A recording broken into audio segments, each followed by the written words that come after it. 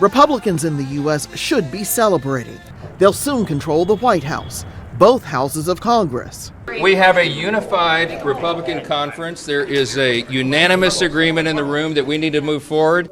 And the Supreme Court. They have an opportunity to push forward with the Trump agenda, a list of domestic issues he promised to tackle on day one, like deporting undocumented migrants, imposing huge tariffs on goods from China, Mexico, Canada, and elsewhere. We tax them, and they tax us. Almost in all cases, they're taxing us, and we haven't been taxing them. And cutting taxes and Social Security payments. But there's plenty on the global stage that needs Trump's attention. The war on Gaza. Israel believes it will get an even more sympathetic approach from Trump.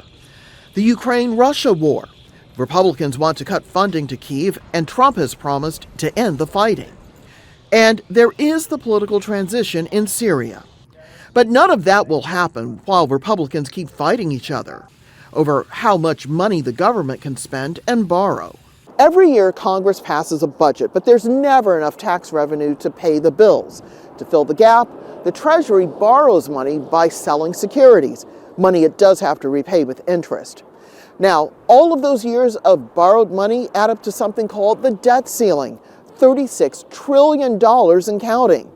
The Treasury right now has run out of the ability to borrow, and unless Congress says that it can borrow more, the U.S. could end up defaulting on that debt. And that could be catastrophic, both to the economy and to the U.S.'s reputation. This debt ceiling fight nearly caused a government shutdown in December. We're grateful that everyone stood together to do the right thing. President-elect Donald Trump wanted to suspend the debt ceiling for at least 4 years.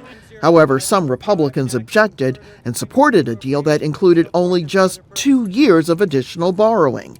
Now these same Republicans are threatening to vote Johnson out on January 3rd. And without a speaker, Congress can't certify Trump's election on January 6th, much less pass legislation to pass his agenda. Republicans are ready to rip up the way the U.S. has traditionally done business at home and abroad, but they'll only get to work on their America First plans as long as the money works out. Rosiland, Al Jazeera, Washington. Make sure to subscribe to our channel to get the latest news from Al Jazeera.